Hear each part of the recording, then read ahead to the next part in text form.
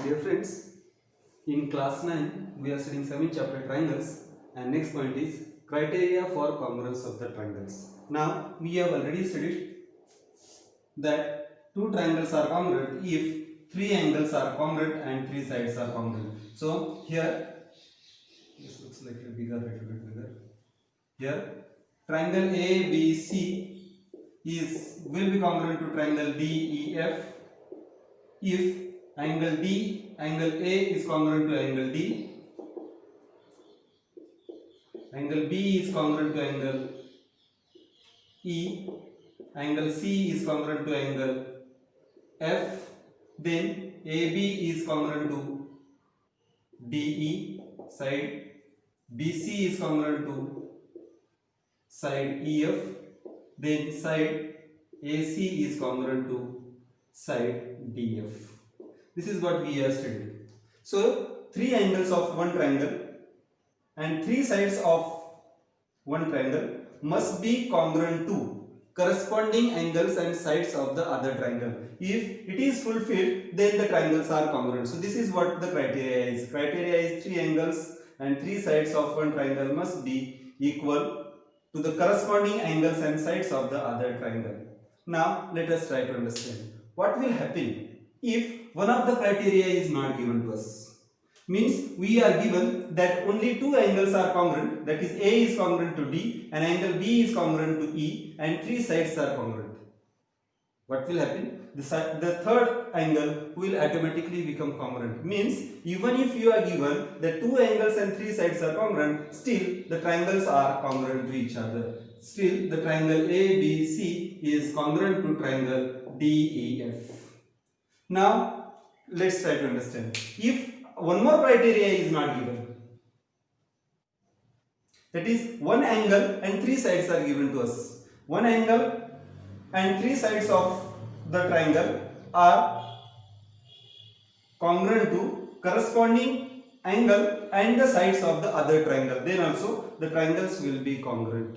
Now if none of the angle is given to us and only three sides are given, that is we are given that AB is congruent to DE, BC is congruent to EF and AC is congruent to DF, then also the triangles will be congruent. These angles will automatically become congruent. This, even if three sides are given, if you try to place the triangles one above the other, you will notice that their angles match. Means if only three sides are there, still the triangles are congruent. Then if sides are not given but angles are given,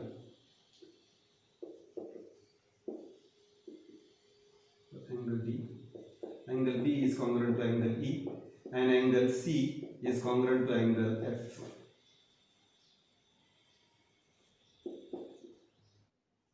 If one of the side is not given to us, three angles of one triangle are congruent to three angles, corresponding three angles of the other triangle, and two sides of one triangle are congruent to the corresponding sides of the other triangle, then also you will notice that the triangles are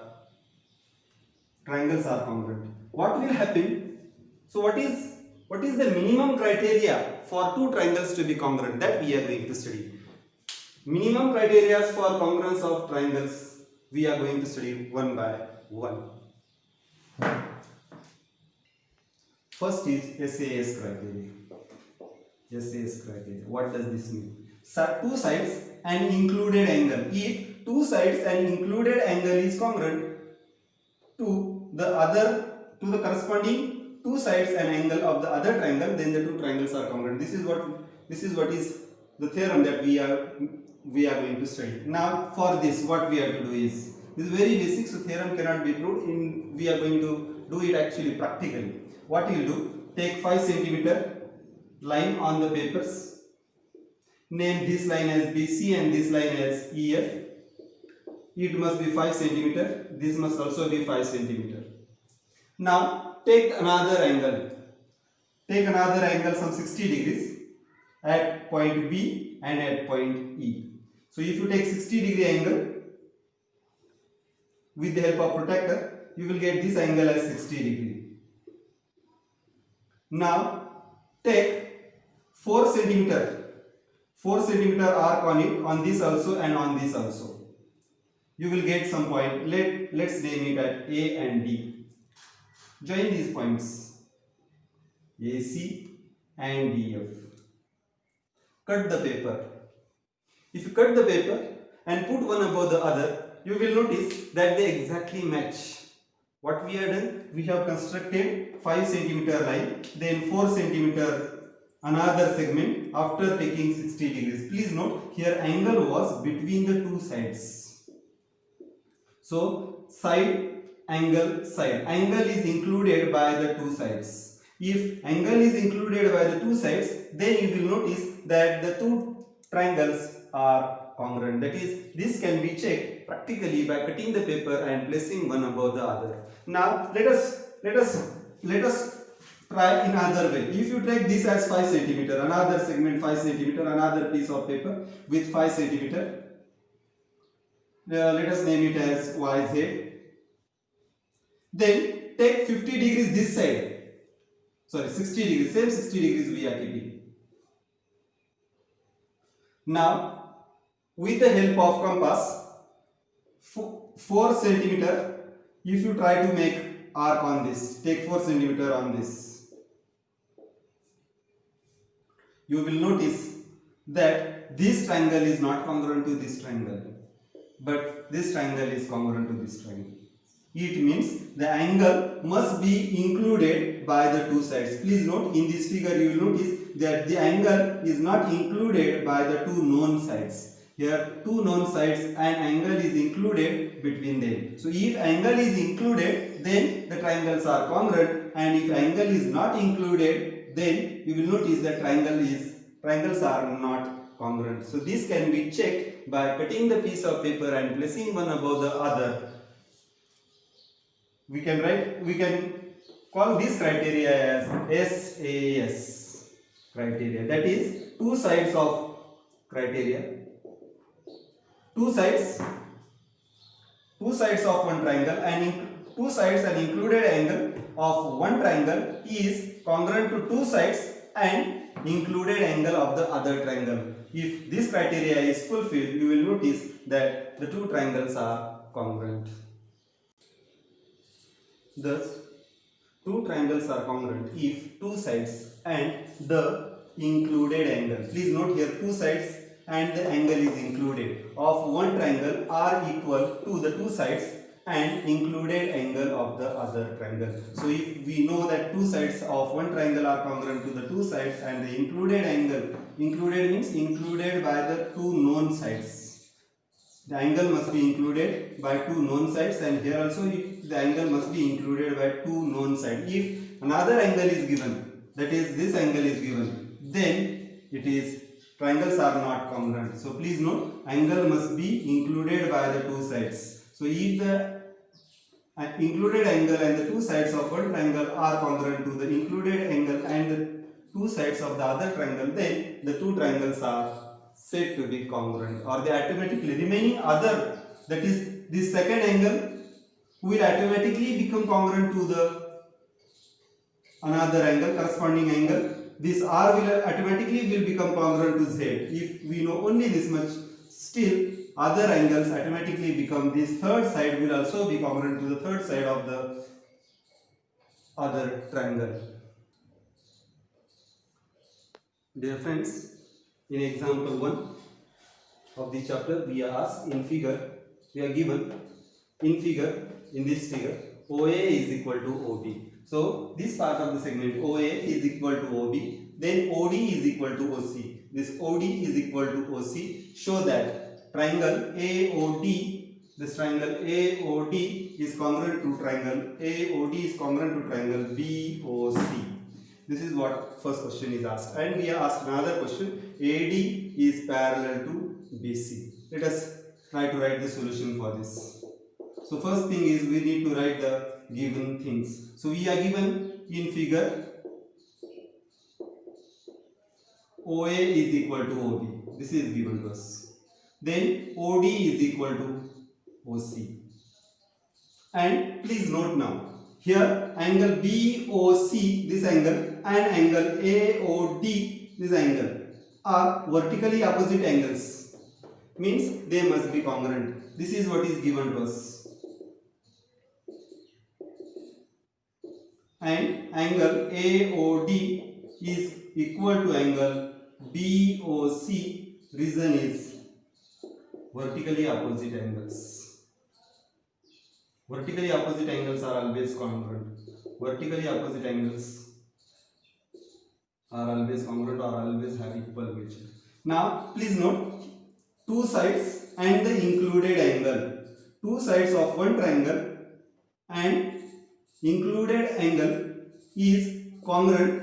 Of one triangle it is congruent to the other triangle. Hence the two triangles must be congruent, because we have already studied the axiom 1. Two triangles are said to be congruent if two sides and the included angle of one triangle are equal to the two sides and included angle of the other triangle. It means these two triangles are congruent by SAS test of congruency. So therefore we can say that triangle AOD is congruent to triangle BOC.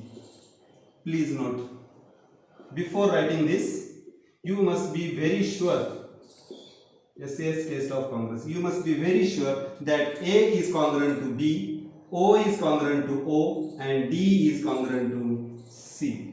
That is, first angle must be congruent to first angle, second angle must be congruent to second angle, D must be congruent to third vertex must be congruent to third. So for this, please note here angle AOD is congruent to BOC. It means O is in 1-to-1 correspondence with O. O from this triangle is equal to O. Now please note, we are given OA is equal to OB. From this we can say that A corresponds to B. A corresponds to B, correct. And from this, O is already congruent to O. It means D corresponds to C. D corresponds to C.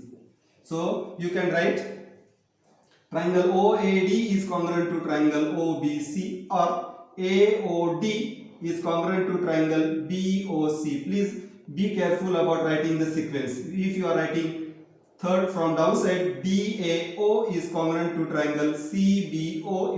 It also means one and the same. I have already told you this triangle can be represented by 6 different names. So any one of the way can be used to show that triangle AOD is congruent to triangle BOC, but 1-to-1 correspondence is very important while writing the triangles congruent. Now we have already shown that AOD is equal to BOC.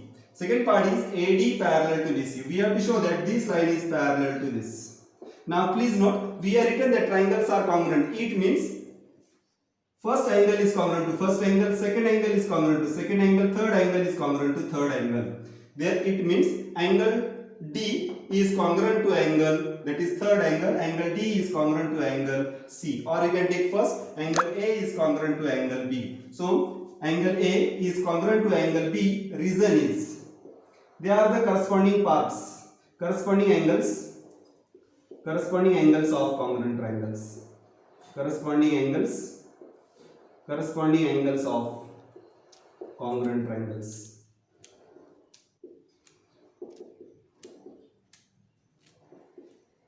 So here angle A is congruent to angle B, because the reason is they are corresponding angles. Now please note, if you see the figure, you will observe that they form an alternate pair of angles. But angle A and angle B form alternate pair of angles. It means CB must be parallel to AD. But you can write here, but angle A and angle B form alternate angles.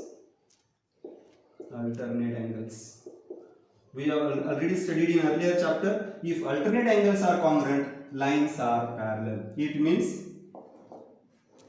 CB is parallel to AD. Reason is converse of alternate angle theorem. Converse of alternate angle theorem.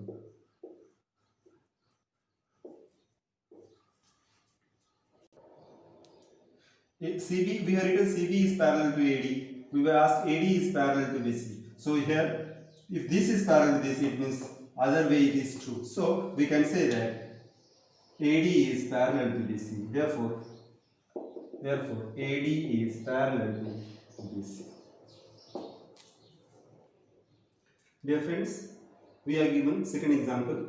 AB is a line segment. So there exists a certain segment, line segment AB, and line L is its perpendicular bisector. Means it is perpendicular also and bisector also. Please note. So it is line L is perpendicular as well as bisector. This is perpendicular and bisector.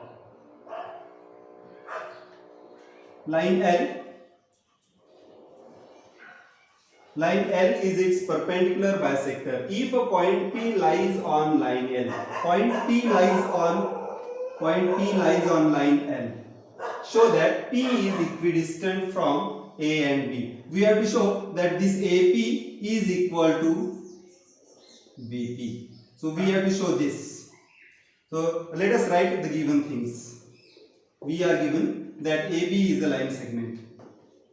AB is a line segment. We are also given line L is perpendicular bisector. Perpendicular as well as bisector. Perpendicular bisector of segment AB. This is what is given to us. Then P is a point on line L. P is any point on line L.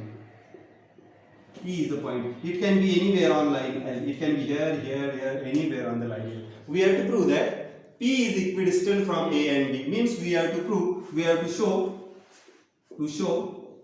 AP is equal to BP.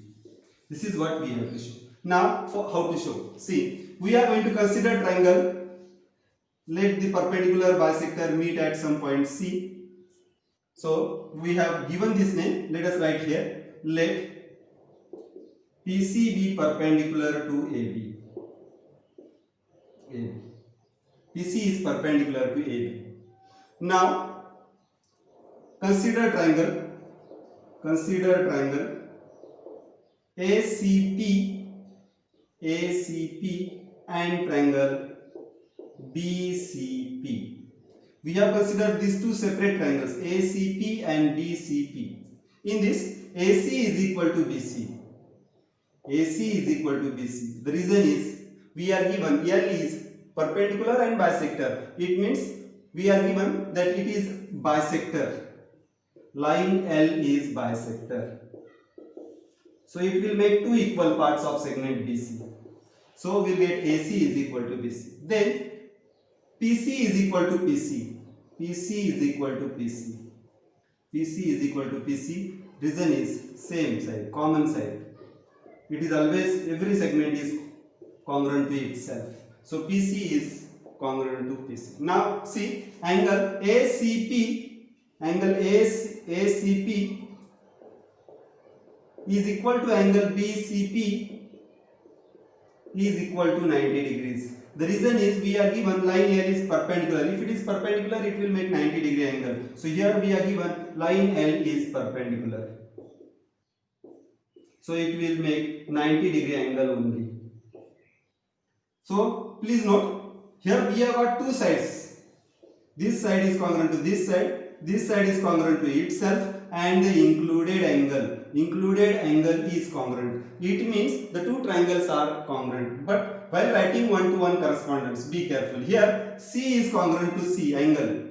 It means C corresponds to C. Now watch carefully. C corresponds to C. AC congruent to BC. AC equal to BC. It means A will correspond to B. So A corresponds to B. And here PC corresponds to P. Out of that we have already written C corresponds to C. It means P will correspond to P. P correspond to P. It means you can say that triangle CAP is congruent to CBP. You can say that APC is congruent to BPC. You can say PAC is congruent to PBC. There are 6 different ways to write the triangles are congruent. So any one of the way you can take, or we were asked, is we have taken ACP and DCP, means ACP I have taken middle letter, then upper letter, then downside letter. So right hand side also I will take middle letter, then upper letter, then downside letter. It means triangle ACP is congruent to triangle BCP. While writing this, one-to-one correspondence is very important. If you forget one-to-one correspondence, if you write any other than this, there is possibility that you may make a mistake. So we have written triangles are congruent. We were asked to show that P is equidistant. We were asked to show AP is equal to BP. We were asked to show this. Now please note, we have said two triangles are congruent. It means its corresponding parts are congruent. That is, first angle is congruent to first angle, second angle is congruent to second angle, third angle is congruent to third angle. Then first side made by first two vertices is equal to side made by first two vertices. Second side made by second and third vertex will be equal to side made by second and third vertex. Then side made by first and third vertex will be equal to side made by first and third vertex. Here we were asked to show that AP is equal to BP. So first and third vertex AP is equal to, please note, first and third vertex. So this side also I will have to take first and third vertex. AP is equal to BP. So we have got AP is equal to BP. It means P is equidistant from the endpoints. Thus P is equidistant from A and B. Please note, here we have derived that if there is any segment, then all the points on perpendicular bisector are equidistant from the end points. So very important conclusion we have reached, and the conclusion is all points on perpendicular bisector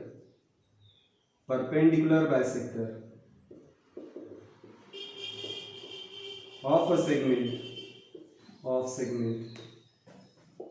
are equidistant from terminal points.